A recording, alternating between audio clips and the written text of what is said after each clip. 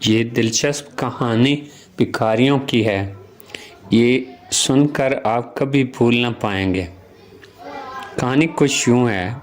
خالد company باغ park کے main gate میں داخل ہونے لگا تو اس کے کانوں میں بھکاری کی آواز پڑی، اللہ کے نام پر کچھ دیتا جا بابو۔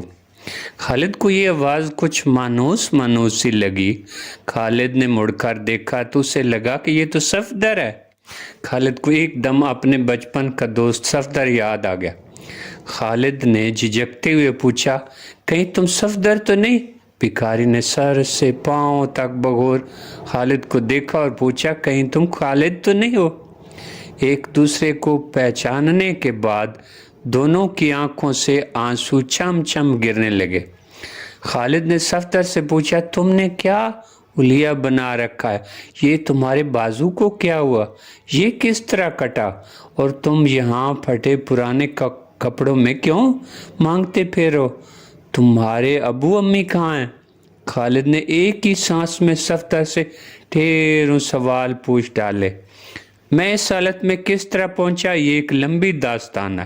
آؤ کسی اچھی جگہ چلتے ہیں، میں وہاں چل کر آپ کو پوری داستان سناتا ہوں۔ بوربن ہوٹل میں خالد اور صفدر آمنے سامنے بیٹھے تھے۔ دونوں ایک دوسرے کو مسلسل تکے جا رہے تھے۔ یوں محسوس ہوتا تھا جیسے برسوں کی پیاسی آنکھیں دید کی پیاس بجھا رہی ہوں۔ دونوں بچپن میں اکٹھے سکول جایا کرتے تھے، اکٹھے کھیلا کرتے تھے، زیادہ تر وقت ان کا اکٹھے گزرتا تھا۔ کھانے کے بعد خالد نے ہوٹل کے ملازم کو چائے کا آرڈر دیا اور اس کے ساتھ ہی صفدر سے کہا کہ اب سناؤ تم اس حالت تک کیسے پہنچے؟ صفدر نے ٹھنڈی آہ بھری اور کہا، چھوڑو، سن کر کیا کرو گے، یہ ایک لمبی داستان ہے۔ خالد نے کہا، مختصر سناؤ۔ صفدر نمناک آنکھوں سے بولنے لگا، خالد تمہیں یاد ہوگا کہ بچپن میں ہم ایک دوسرے کے بغیر ایک لمحہ بھی نہیں گزار سکتے تھے، صبح و شام ساتھ رہتے تھے۔ ایسے میں تمہارے ابو کا دوسرے شہر میں تبادلہ ہو گیا اور نہ چاہتے ہوئے بھی حالات نے ہمیں ایک دوسرے سے جدا کر دیا۔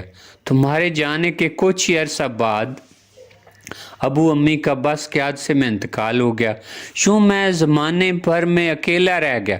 کوئی قریبی رشتہ دار بھی نہ تھا جو میرے سر پر ہاتھ رکھتا۔ کرائے کا مکان تھا، مالک مکان نے بھی 1-2 ماہ ہمدردی کے طور پر مکان میں رہنے دیا، اس کے بعد مکان خالی کروا لیا۔ سکول جانا چھوٹ گیا، فاقوں نے کہیں کا نہ چھوڑا۔ ایک دن یوں ہی بے مقصد گھوم رہا تھا کہ سڑک کے کنارے ایک فقیر نے آواز دے کر مجھے اپنے پاس بلایا۔ پہلے تو میں جھجکا لیکن پھر ہمت کر کے اس کے پاس چلا گیا۔ فقیر نے سر سے لے کر پاؤں تک میرا جائزہ لیا اور کہنے لگا، تمہارا یہ حال بتا رہا ہے کہ تم بہت دکھی ہو، کچھ اپنے متعلق بتاؤ نا۔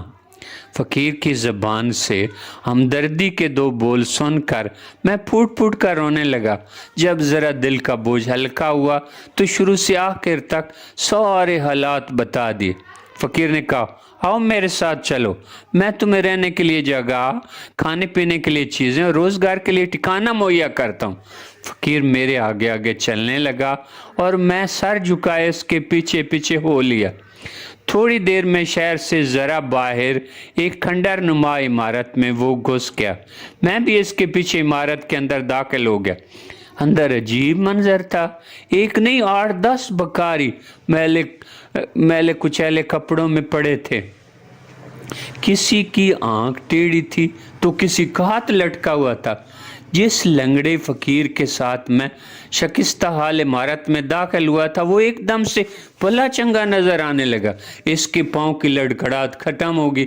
میں نے حیرت سے دیکھا تو اس نے کہا، فکر نہ کرو، کل سے تم بھی ایک بازو سے معذور بن کر مانگنے جاؤ گے۔ ہم سب بالکل تندرست ہیں لیکن پیٹ کی خاطر ہم نے یہ سب ڈھونگ رچا رکھا ہے۔ ہمیں کوئی بھی اندھا لولا نہیں ہے۔ میں انہیں کچھ کہنے کو تک فقیر نے کہا، چلو ہاتھ دھو لو، کئی دنوں سے بھوکے لگتے ہو، ہمارے ساتھ مل کر کھانا کھاؤ، اس کے بعد تمہیں پیسے کمانے کے سارے گر سکھا دیں گے۔ اگلے دن فقیر نے بڑے ماہرانہ انداز میرے بائیں हाथ को इस तरह से मोड़कर पीछे बांध दिया कि खुद मुझे भी लगा कि मैं सचमुच एक बाजू से महरूम हो चुका हूँ। इस तरह भूख के हाथों मजबूर होकर इनके साथ मैं भी कमाने में शरीक हो गया। अब तो मैं अच्छी खासी रकम लेकर डेरे पर लौटता। खालिद ने सफदर से पूछा, तुम लोग रोजाना कितने पैसे मांगकर अपने ठिकाने पर जाते हो? इनका क्या करते हो? सफदर पहलू बदल कर बताने लगा कि करना क्या है, हर एक ने एक एक गड्ढा खोद कर इसमें मजबूत ताले वाला बड़ा सा संदूक रखा हुआ है। हर कोई दिन भर की जमा शुदा रकम शाम को इसमें डालकर फिर मजबूती से ताला लगा देता है। कभी कभार दिल चाहे तो रात के वक्त मोमबत्ती की रोशनी में इतनी ढेर सारी दौलत को देखकर और गिनकर जी खुश कर लेते हैं। खालिद ने एक लंबी सांस लेकर कहना शुरू किया, सरदार तुम्हें याद होगा कि बचपन में मैं जागती आंखों से ये ख्वाब देखा करता था कि बड़ा होकर मैं डॉक्टर बनूंगा, तो अब मैं डॉक्टर हूँ। ये भी मेरा ख्वाब था कि गरीब और मजदूर बच्चों की फलाह बहबूद के लिए मिसाली इदारा बनाऊंगा। इस हवाले से इस वक्त मेरे ज़हन में एक तजवीज़ आई है कि अगर तुम मुझे अपने दूसरे साथियों से भी मिलवा दो तो उन्हें भी इस ख्वाब की तामीर के लिए आमादा किया जा सकता है। ये सुनकर सफदर की आंखों में चमक पैदा हुई और बोला, क्यों नहीं, तुम कल इस वक्त कंपनी बाग के मेन गेट पर आ जाना। सब साथियों से रात को मैं बात कर लूँगा। अगर वो तुम्हें मिलने को तैयार हो गए तो कल शाम अपने ठिकाने पर सबसे मिलवा दूंगा। शायर से बाहर खंडर नुमा इमारत में खालिद के गिर्द बैठे हुए 8-10 भीख मांगने वाले मसनूई मजदूर इस बात के मुंतज़िर थे कि वो इनसे ना जाने क्या खास बात करने आया। राशन ने इस तजस्सुस को ख़त्म करते हुए कहा, मैं शहर के सरकारी अस्पताल में डॉक्टर हूँ। मुझे बचपन से इंसानियत की खिदमत का शौक़ रहा है, इसलिए मैंने दूसरे डॉक्टरों के साथ मिलकर गरीब लोगों के लिए मुफ्त शफा खाना और रिफाई इदारा बनाने का प्रोग्राम बना रखा है। इस मकसद के लिए हमने शहर के पुररौनक इलाके में जगह ली है, लेकिन इतनी रकम नहीं कि इस अस्पताल की फौरी तामीर की जा सके। आपकी जमा शुदा दौलत आपके किसी काम नहीं आ रही।